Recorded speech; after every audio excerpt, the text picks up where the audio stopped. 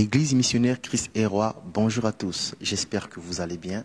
Tu peux dire à ton voisin, tout va bien. Encore une fois, tout va bien. Et oui, cette journée est une journée de bonnes nouvelles. Voilà pourquoi je vous apporte une bonne nouvelle. Je suis le pasteur Simon Oko, pasteur à Main Jésus-Christ Centre Gospel, une église basée en Belgique. Et j'ai été mandaté par la famille Roberto et par le Seigneur lui-même aujourd'hui pour vous apporter la bonne nouvelle de l'évangile. Et oui, la mission doit continuer. Comme vous le savez, nous traversons une situation un peu particulière, mais la mission doit continuer. Voilà pourquoi le Seigneur m'a mandaté pour vous apporter la bonne nouvelle. J'ai également des annonces à vous faire. Avant de me faire porte-parole de notre Seigneur Jésus-Christ, je vais me faire porte-parole de la famille Roberto. La famille Roberto tient de façon chaleureuse à remercier tout le monde, tout un chacun, pour vos prières. Pour vos prières, vous avez été présents, vous êtes toujours présents, vous continuez à prier.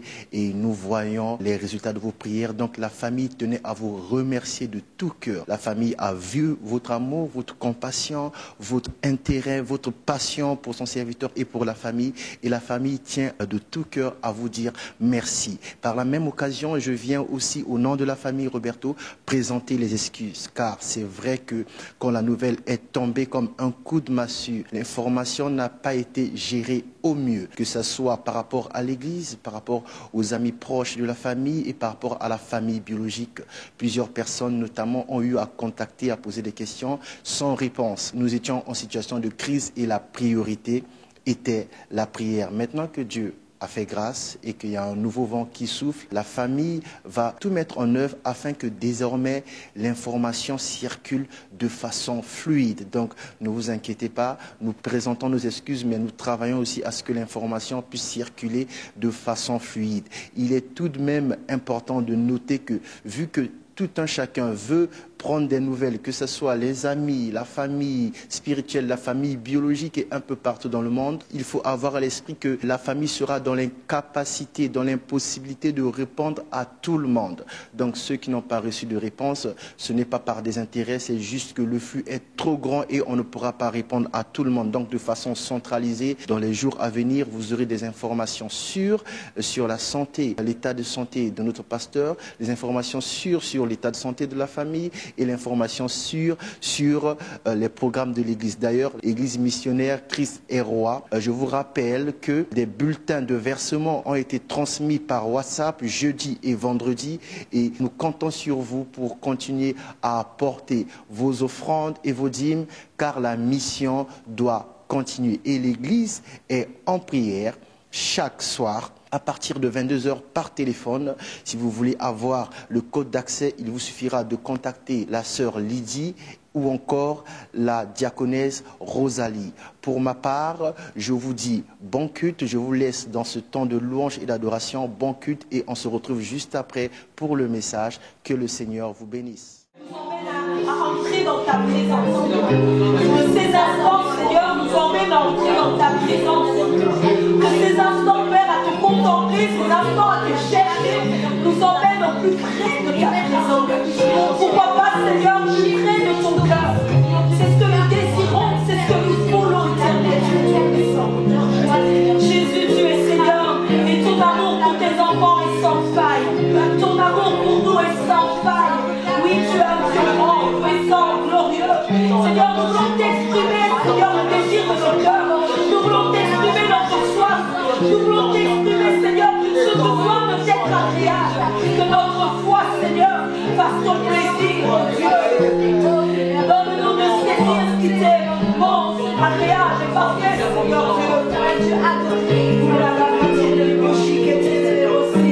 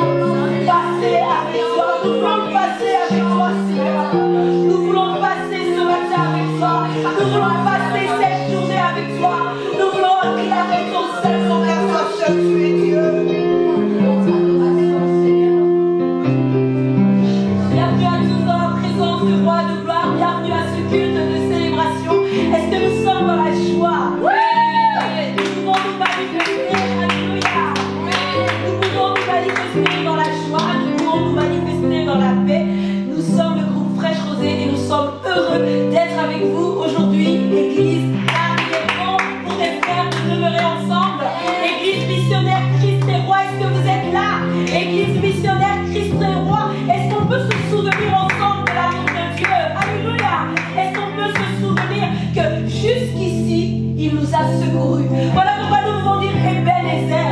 Voilà pourquoi nous pouvons le célébrer, le chanter dans la joie et la reconnaissance. Alléluia. Hey, bouge un peu, bouge un peu. Hey.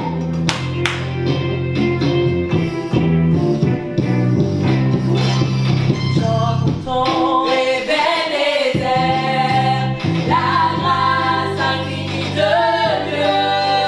Souviens-toi de l'amour de Dieu et bénis le roi des rois. Chantons Ebenezer, la grâce infinie de Dieu. Souviens-toi de l'amour de Dieu et bénis le roi des rois. Ebenezer, la grâce infinie de Dieu. Elle s'est manifestée ce matin. Alléluia. Et bénis le roi des rois. Jusqu'ici le ciel m'a secouru. La grâce infinie de Dieu. Souviens-toi de l'amour de Dieu. Et bénis le roi des rois. Chantons Ebenezer, la grâce infinie de Dieu. Souviens-toi de l'amour de Dieu. Et bénis le roi des rois. Ebenezer, la grâce infinie de Dieu. Souviens-toi de l'amour de Dieu. Et bénis le roi des rois. Ebenezer, la grâce infinie de Dieu. Souviens-toi de l'amour de Dieu. Et bénis le roi des rois. Je veux chanter pour Jésus. Il est le roi. Dans ma vie de tous les jours. Il est le roi. La victoire m'appartient. Désormais, avec toi Jésus, je régnerai à jamais. Je veux chanter pour Jésus. Il est le roi. Dans ma vie de tous les jours. Il est le roi. La victoire m'appartient. Désormais, avec toi Jésus, je régnerai à jamais. Oh, tapez les mains, tapez les mains. Il est le roi. Dans ma vie de tous les jours. Il est le roi. La victoire m'appartient. Désormais, avec toi Jésus, je régnerai à jamais. Je veux célébrer Jésus. Il est le roi. Dans ma vie de tous les jours. Il est le roi. La victoire m'appartient. Désormais, avec toi Jésus, je régnerai à jamais. Nous acclamons le roi parce qu'il est merveilleux. Amen. Est-ce que nous sommes rassurés que sa présence est là pour nous? Bien-aimés, la Bible déclare que l'espérance ne trompe pas. L'espérance ne trompe pas. Par l'amour qui a été manifesté par le Saint-Esprit a été répandu dans nos cœurs. L'amour qui a été manifesté par l'Esprit a été répandu dans nos cœurs. Voilà pourquoi dans cette atmosphère, avec une attitude confiante, nous voulons nous recommander au Seigneur. Et quelle est la meilleure recommandation? C'est celle qui passe par l'adoration, c'est celle qui passe par un cœur qui aime, c'est celle qui passe par un cœur qui s'humilie. Nous voulons nous donner à toi, Seigneur. Nous voulons nous donner à toi, Seigneur. Nous voulons nous donner à toi, Seigneur Jésus. Nous voulons tout te donner. Bien-aimé, ne garde rien, déverse ton cœur. Ne garde rien, déverse ton cœur. Parle à Dieu aujourd'hui. Voilà, parle à Dieu aujourd'hui. Communique avec ton Père. Il t'entend, il t'écoute, communique avec ton Père. Communique avec ton Père. Nous voulons juste l'adorer, nous voulons juste l'aimer car il en est digne. Celui qu'on appelle Emmanuel, le Dieu de vie. Alléluia, sois son Seigneur. Reçois l'adoration de ton peuple. Nous nous sommes réunis pour toi, Seigneur. Reçois de moi le parfum qui t'est dû.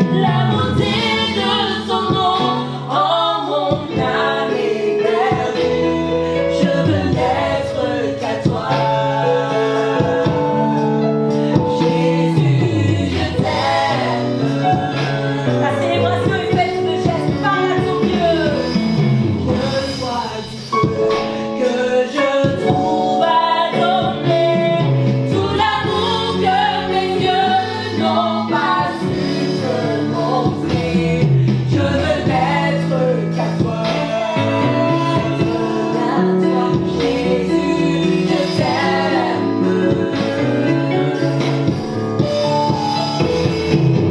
Rien n'est plus grand que ton nom. Rien n'est plus saint que le sang du pardon. Rien n'est plus grand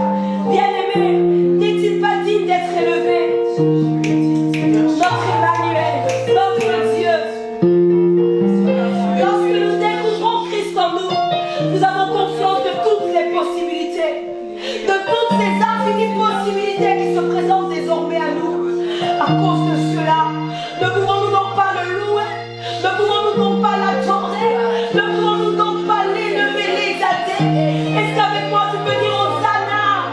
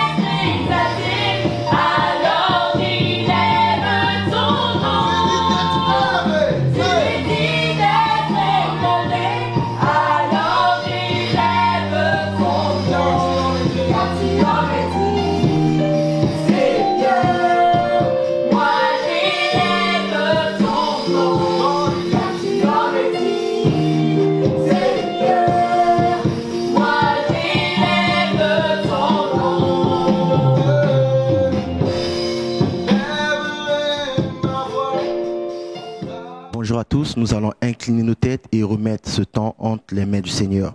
Père, tu es Dieu, je remets ce moment entre tes saintes mains. Saint-Esprit, voici le moment opportun de prendre le contrôle.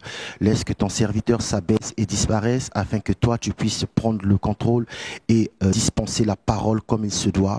Au nom de Jésus-Christ, j'ai ainsi prié. Amen. Nous allons prendre nos Bibles dans le livre de Job au chapitre 32 et nous lirons le seul verset 8. Job 32, le verset 8. La Bible déclare, mais en réalité, dans l'homme, c'est l'esprit, le souffle du Tout-Puissant qui donne de l'intelligence. Nous allons aller dans le livre de Nombre. Nombre 14, le verset 24. Nombre 14, le verset 24. La Bible déclare, et parce que mon serviteur Caleb a été animé d'un autre esprit et qu'il a pleinement suivi ma voie, je le ferai entrer dans le pays où il est allé et ses descendants le posséderont. Nombre 14, 24. Et parce que mon serviteur Caleb a été animé d'un autre esprit et qu'il a pleinement suivi ma voie, je le ferai entrer dans le pays où il est allé et ses descendants le posséderont. Le titre de mon message que le Seigneur a mis à cœur pour que je vous partage, Église missionnaire Christ est roi, est un esprit différent. Dis après moi, un esprit différent. Le Seigneur veut que je vous apporte ce message, un esprit différent, parce que vous êtes une église missionnaire et il est important que l'on puisse vous rappeler les paramètres qui font que la mission va être une mission couronnée de succès. Répète après moi, un esprit différent. Avant d'aller dans les écrits pour étudier la vie de Josué et accessoirement celle de Caleb, nous allons d'abord définir ces deux termes, esprit et différent, pour que nous soyons en phase avec la pensée de Dieu. Donne-moi un amen et je continue. Esprit, la définition de esprit que j'ai retenue, c'est faculté intellectuelle. Esprit, faculté intellectuelle. Esprit, manière de penser. Ou encore façon de concevoir. Donc, pour ce message, j'ai retenu 3 définitions du mot esprit. Premièrement, quand on parle d'esprit, dans ce message, nous voulons parler de faculté intellectuelle. Nous voulons pas parler d'une manière de penser et nous voulons parler d'une façon de concevoir. Pour ce qui est du mot différent que nous avons retenu, nous avons également retenu 3 définitions. Différent, c'est-à-dire qui a changé. Différent, c'est-à-dire qui est nouveau. Différent, c'est-à-dire qui est inhabituel. Donc, quand je suis en train de dire un esprit différent, je suis en train de dire, en fait, des facultés intellectuelles inhabituelles. Je suis en train de dire une façon, une manière de penser qui a changé. Je suis en train de dire une façon de concevoir qui est nouvelle, une nouvelle façon de concevoir. Telle est la pensée que le Seigneur a mis dans mon cœur. Dis après moi, un esprit différent. Dis plus fort, un esprit différent. Donc, nous allons faire une étude de la Bible, de la mission biblique à l'époque où Moïse a sorti les enfants d'Israël d'Égypte et les conduit vers la terre promise que Dieu avait accordée en héritage. Et vous allez voir, en lisant les écrits, ce peuple, à cette époque de leur vie, à ce moment de leur vie, étaient en mission et ils ont dû manifester quelque chose d'important afin que la mission puisse être couronnée de succès. Nous devons également manifester la même chose. Dis après moi, un esprit différent. Dis le plus fort, un esprit différent. Et pour ce faire, notre étude biblique va essentiellement être basée autour du livre des Nombres et de Josué. Nous allons commencer par lire Nombre 13. Nombre 13 et nous lirons par séquence. Nombre 13, premièrement, nous allons lire les versets 1 à 3. Nombre 13, 1 à 3. La Bible déclare, l'Éternel parla à Moïse et dit, envoie des hommes pour explorer le pays de Canaan que je donne aux enfants d'Israël. Tu enverras un homme de chacune des tribus de leur père.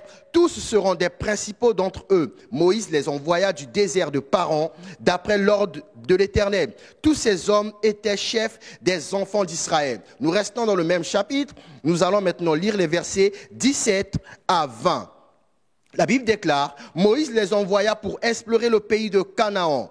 Il leur dit, montez ici par le midi et vous monterez sur la montagne. Vous verrez le pays, ce qu'il est et le peuple qu'il habite, s'il est fort ou faible, s'il est en petit ou en grand nombre, ce qu'est le pays où il habite, et s'il est bon ou mauvais, ce que sont les villes où il habite, si elles sont ouverte ou fortifiée. Ce qu'est le terrain, s'il est gras ou maigre, s'il y a des arbres ou s'il n'y en a point. Ayez bon courage. Retenez bien ce mot, ayez bon courage. Et prenez des fruits du pays. C'était le temps des premiers raisins. Nous allons ensuite poursuivre la lecture. Nous reprenons à partir du verset 25. Nous allons prendre verset 25 jusqu'à 30. Ils furent de retour de l'exploration du pays au bout de 40 jours. Dites après moi 40 jours. Non, dites-le encore 40 jours, c'est un détail important. Dites encore 40 jours. À leur arrivée, ils se rendirent auprès de Moïse et d'Aaron et de toute l'assemblée des enfants d'Israël à Kadès, dans le désert de Paran. Ils leur firent un rapport ainsi qu'à toute l'assemblée. Ils leur montrèrent des fruits du pays. Voici ce qu'ils racontèrent à Moïse. Nous sommes allés dans le pays où tu nous as envoyés. À la vérité, c'est un pays où coule le lait et le miel, et en voici les fruits. Mais le peuple qui habite ce pays est puissant, les villes sont fortifiées, très grandes. Nous y avons vu des enfants d'Anak, des Amalécites, habitent la contrée du Midi. Les Essiens, les Jébusiens et les Amoréens habitent la montagne, et les Cananéens habitent près de la mer et le long du Jourdain. Caleb fit taire le peuple qui murmurait contre Moïse. Il dit, montons, emparons-nous du pays, nous y serons vainqueurs. Dis après moi, un esprit différent. Pour la petite histoire, Moïse a été nommé à la tête du peuple et a libéré le peuple d'Égypte. Et Dieu leur dit, maintenant tu vas conduire ce peuple vers le pays que j'ai promis à Abraham. Et Dieu lui dit d'envoyer 12 espions. Donc Moïse mandate 12 espions pour aller faire la mission. Dis après moi, un esprit différent.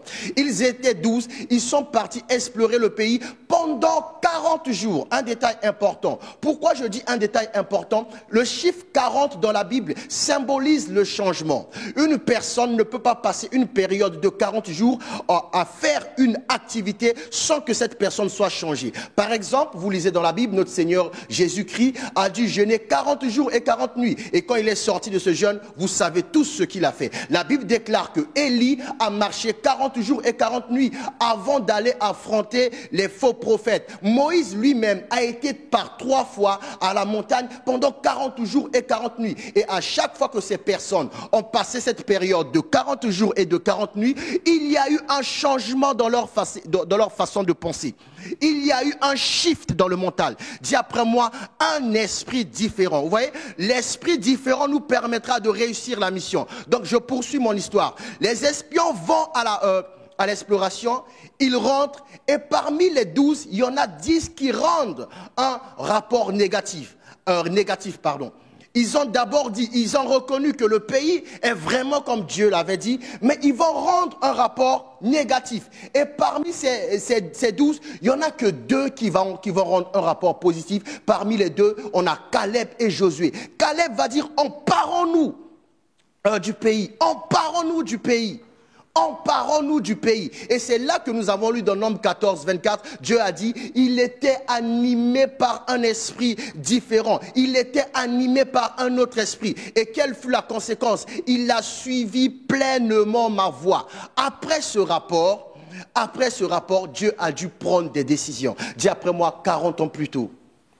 Non, dis plus fort, 40 ans plus tôt, dis-le encore, 40 ans plus tôt. Parce que là, en fait, on est 40 ans plus tôt. 40 ans plus tôt, le peuple sort. Le peuple quitte Égypte, le peuple va explorer le pays de Canaan et 10 des 12 rendent un rapport négatif. Ce qui a fait que Dieu fut irrité et Dieu a décidé pendant 40 ans d'exterminer et ces 10 et le reste de l'assemblée qui avait murmuré contre Moïse. D'ailleurs, Moïse lui-même, à cause de ce peuple, ne va pas entrer dans la terre promise. Maintenant, dis après moi, 40 ans plus tard.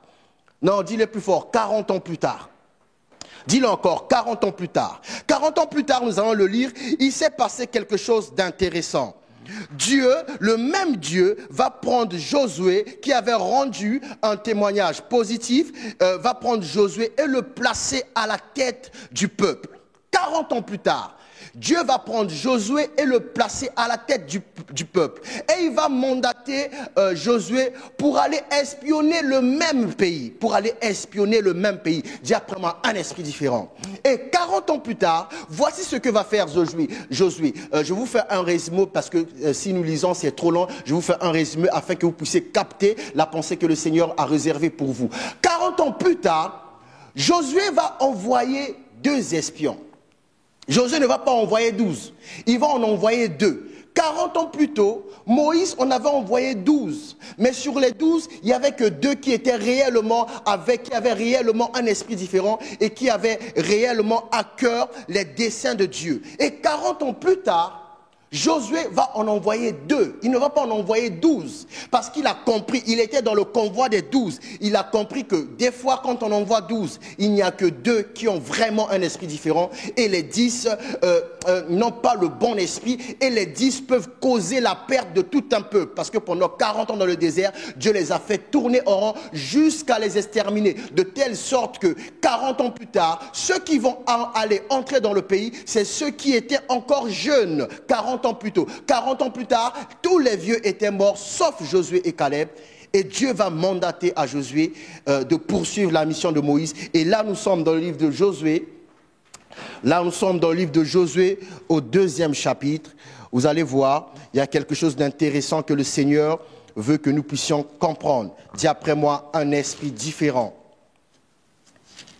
Non, dis-le encore, un esprit différent.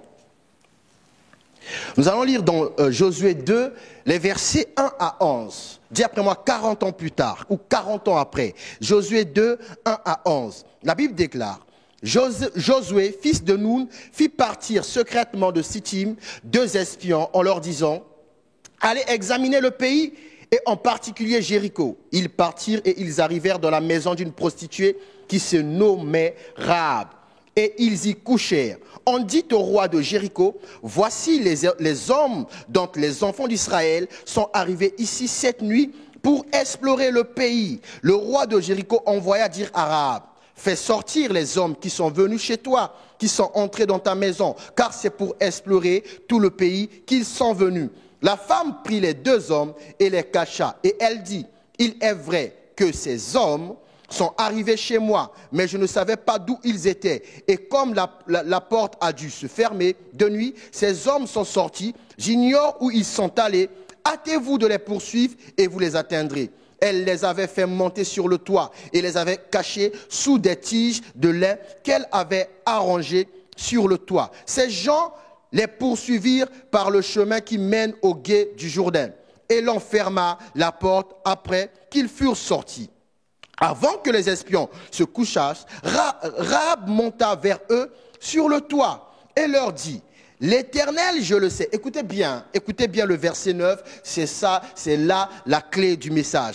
L'Éternel, je le sais, vous a donné ce pays. La terreur que vous inspirez nous a saisis et tous les habitants du pays tremblent devant vous. Je répète le verset 9, car c'est la clé. Écoutez bien ce que Rahab dit. Et leur dit, l'Éternel, je le sais, vous a donné ce pays. La terreur que vous inspirez nous a saisis et tous les habitants du pays tremblent devant vous. Car nous avons appris comment à votre sortie d'Égypte, l'Éternel a mis à sec devant vous les eaux de la mer Rouge et comment vous avez traité les 2 rois des Amoréens au-delà du Jourdain, Sihon et Og, que vous avez dévoués par interdit.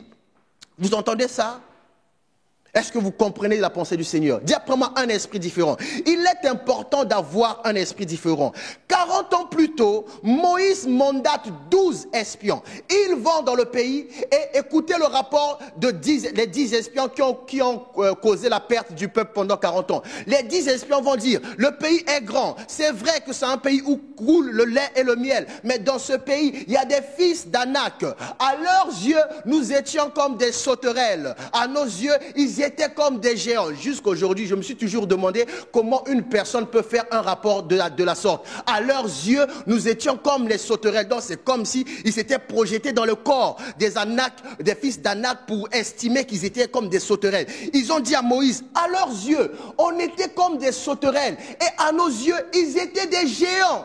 Donc, impossible de prendre possession de ce pays. Or, ils n'étaient pas animés d'un esprit différent. Et Caleb et Josué, par contre, ils ont dit, non, emparons-nous de ce pays. Dieu nous donne ce pays. Et 40 ans plus tard, quand Josué prend la tête du convoi et envoie 2 espions, écoutez ce que Rahab vient de dire. Rahab dit, nous savons que vous avez le véritable Dieu. Et depuis que Dieu vous a fait sortir d'Égypte, nous sommes dans la terreur. Nous sommes dans la terreur. Et votre présence ici a ranimé encore cette terreur. Qu'est-ce que je suis en train de dire? Il y a 40 ans, le peuple a eu peur de l'adversaire qui avait déjà peur du peuple. Tout ce que Rahab a dit, ce sont des choses qui se sont passées 40 ans avant que Josué ne soit à la tête du peuple. Bien aimés, nous devons avoir un esprit différent. Ce que vous craignez, vous craignez déjà, parce que cette chose, c'est que vous êtes du côté du véritable Dieu. Ils ont craint les géants. Et Rahab va enseigner à Josué et à ses espions 40 ans plus tard. Elle dit, mais non, peut-être que vous n'êtes pas au courant. Quand vous êtes sortis d'Égypte, quand on a entendu que Dieu a fait paraître le sec et que vous avez traversé la mer Rouge, quand vous êtes allés au-delà du Jourdain et que vous avez vaincu les rois Og, quand vous les avez vaincus, la terreur s'est saisie de nous. Nous étions terrifiés parce que nous nous sommes dit, ces gens qui ont terrassé les rois les plus forts de l'époque, ce convoi maintenant est en train de se diriger vers nous et ce convoi a pour destination finale ce pays. Rahab lui-même dit, nous savons que Dieu vous a donné ce pays.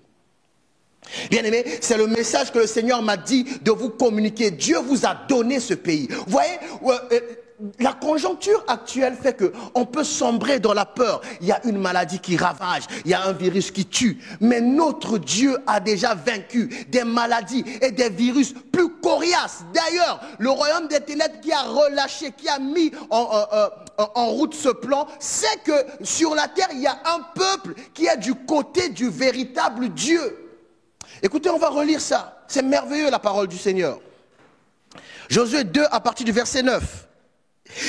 Elle leur dit, l'Éternel, je le sais, vous a donné ce pays. La terreur que vous inspirez nous a saisis. Et tous les habitants du pays tremblent devant vous. Car nous avons appris, là c'est 40 ans avant, à votre sortie d'Égypte, c'est-à-dire à l'époque de Moïse.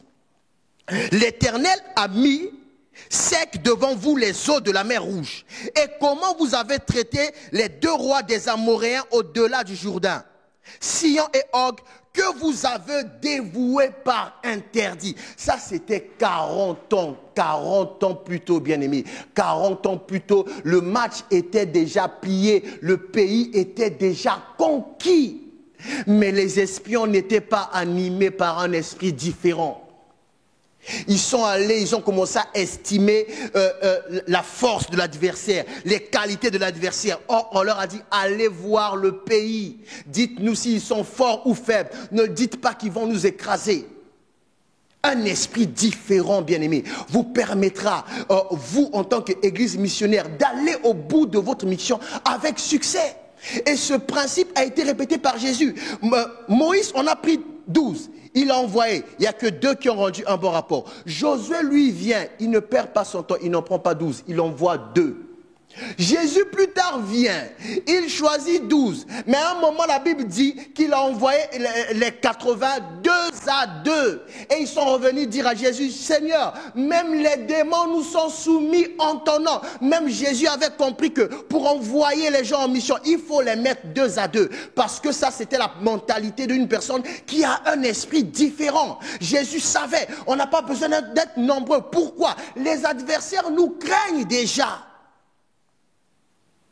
La maladie craint les chrétiens. Vous êtes une église missionnaire. Soyez animés d'un esprit différent. D'ailleurs, ma prière de ce matin, c'est qu'à travers ce message, Dieu réveille ton esprit ou Dieu t'accorde un esprit différent. 40 ans plus tôt, ils avaient peur. Ils étaient terrifiés. Donc, le peuple n'avait qu'à aller faire du bruit. Et j'aime trop le Dieu de la Bible.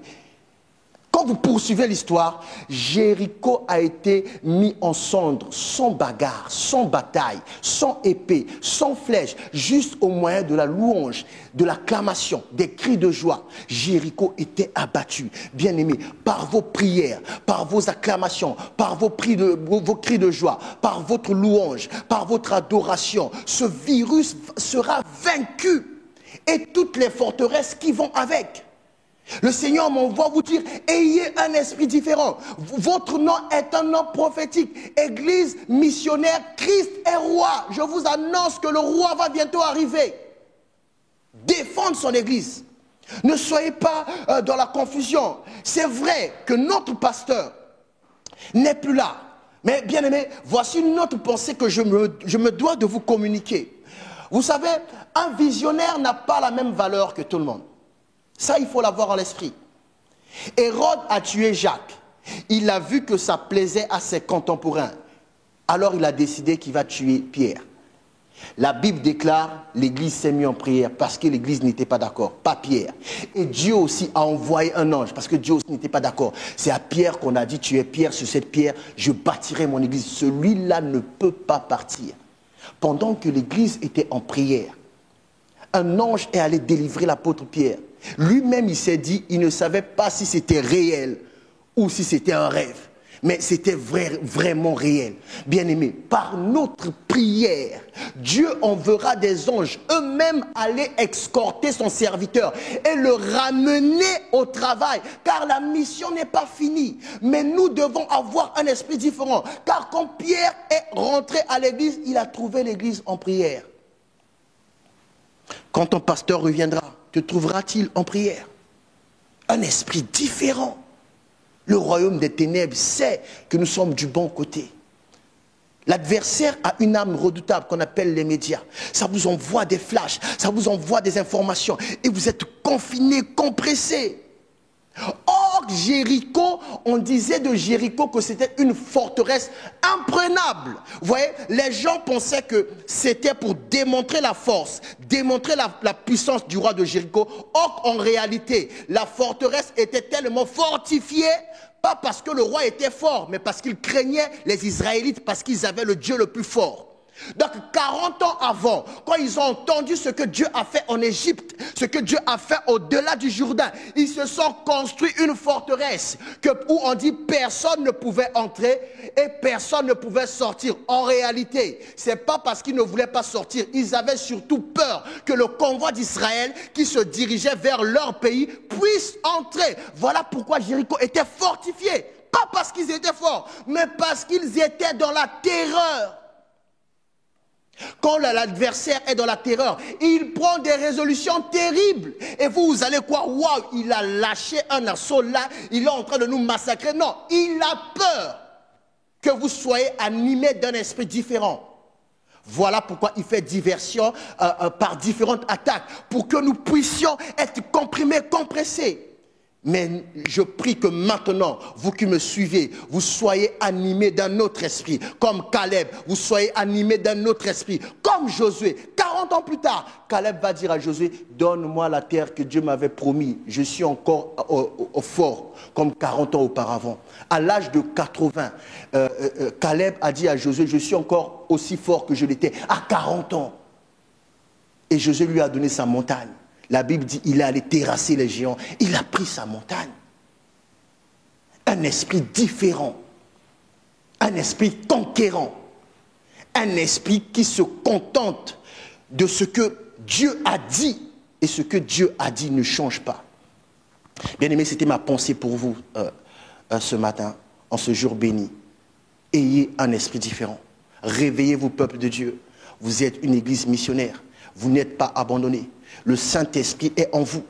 Il vous donnera cette intelligence de commencer à penser différemment, de commencer à concevoir différemment, de commencer à raisonner différemment. Mais n'oubliez pas l'essentiel, vous êtes du côté du bon Dieu. Rahab, elle a eu un esprit différent. Elle s'est dit, ok, 40 ans avant, ça avait raté. 40 ans plus tard, les voici là. Ils n'ont pas changé de destination. Une chose est sûre, Jéricho va tomber. Alors, Rahab s'est empressée d'aller conclure alliance.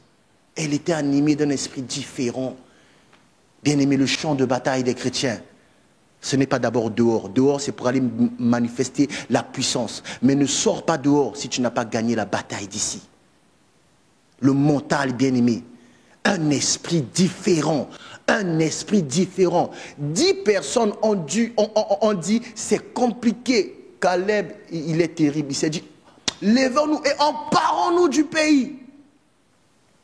Ils ne l'ont pas suivi.